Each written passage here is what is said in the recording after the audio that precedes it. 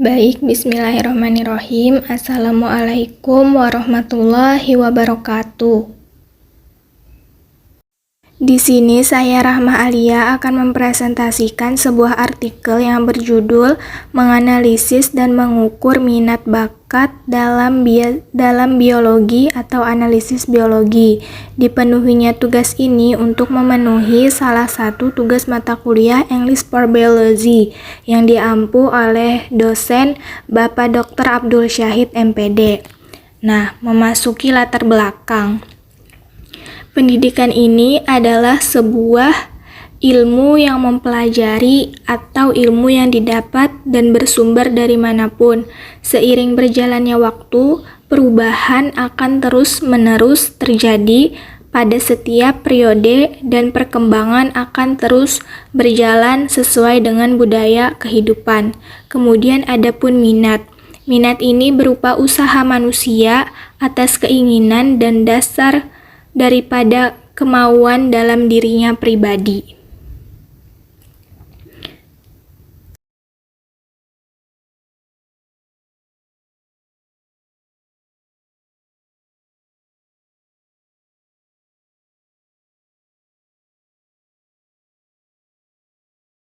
Memasuki hakikat belajar biologi. Biologi ini adalah ilmu pengetahuan yang mempelajari tentang makhluk hidup dan kehidupannya, atau bahkan tentang makhluk hidup dengan lingkungannya, baik berupa manusia, tumbuhan, hewan, dan lain sebagainya, berupa benda yang tak hidup dan benda yang mati. Kemudian, minat siswa terkait analisis biologi. Ada sebagian siswa yang tidak menyukai pelajaran ilmu sains ini. Karena apa? Karena di dalam dirinya sendiri itu tidak adanya bentuk motivasi yang mendasari kemauan atau bahkan keinginannya dalam mempelajari ilmu sains.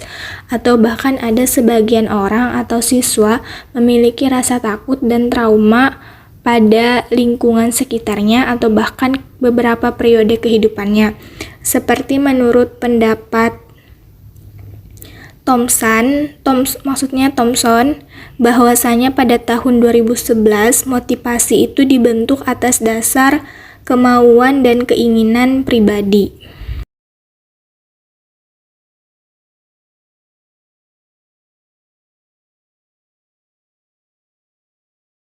Selanjutnya ada tujuan penelitian analisis literatur dan tujuan mengembangkan minat siswa. Di sini ada beberapa poin yang saling jawab-menjawab bahwasanya sebuah minat dan bakat itu dapat diketahui dengan cara diukur beberapa kemampuan dari siswa itu sendiri. Sedangkan daripada tujuan mengembangkan minat siswa itu yaitu dengan cara menyediakan berbagai referensi yang bersumber dari manapun, misalkan dari media-media internet atau bahkan menggunakan sosial media yang membuat ketertarikan itu dimiliki oleh siswa itu sendiri sehingga dia dapat mengeksplor dirinya untuk bertanya-tanya begitu. Jadi misalkan, wah ini menarik, jadi saya tertarik sehingga dengan adanya hal tersebut dia bisa mengembangkan minat dan bakatnya melalui kegiatan tersebut.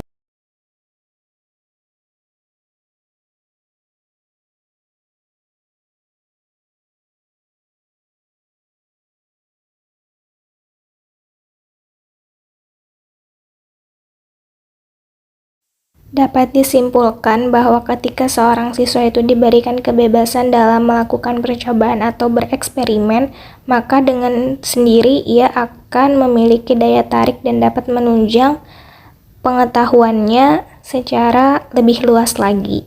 Kurang lebihnya begitu. Itu tadi merupakan hasil presentasi dari saya. Selanjutnya saya buka sesi pertanyaan kepada para audiens yang ingin bertanya. Saya persilahkan untuk memperkenalkan diri dan silahkan open mic dan silahkan dipertanyakan. Tadi kan sudah dijelaskan dengan sangat rinci dan juga topiknya ini sangat menarik. Nah, pertanyaan saya, kenapa minat dan bakat siswa perlu dilakukan pengukuran?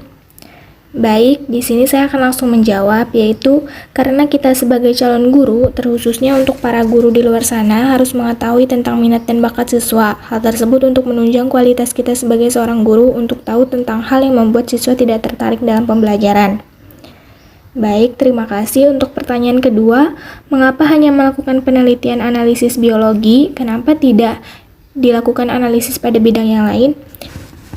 Jawabannya yaitu karena biologi sangat sering melakukan penelitian atau bereksperimen tentang makhluk hidup. Oleh sebab itu, dilakukannya analisis ini untuk mengetahui daya ketertarikan siswa dalam analisis biologi. Nah, pertanyaan saya yang ketiga, apa yang membuat siswa tidak memiliki minat dalam analisis biologi? Jawabannya yaitu sebab kurangnya pemahaman tentang makhluk hidup atau bahkan rasa takut yang dimiliki seorang siswa. Terima kasih untuk jawabannya, sangat jelas dan efektif. Apakah para audiens yang lain ada yang ingin dipertanyakan?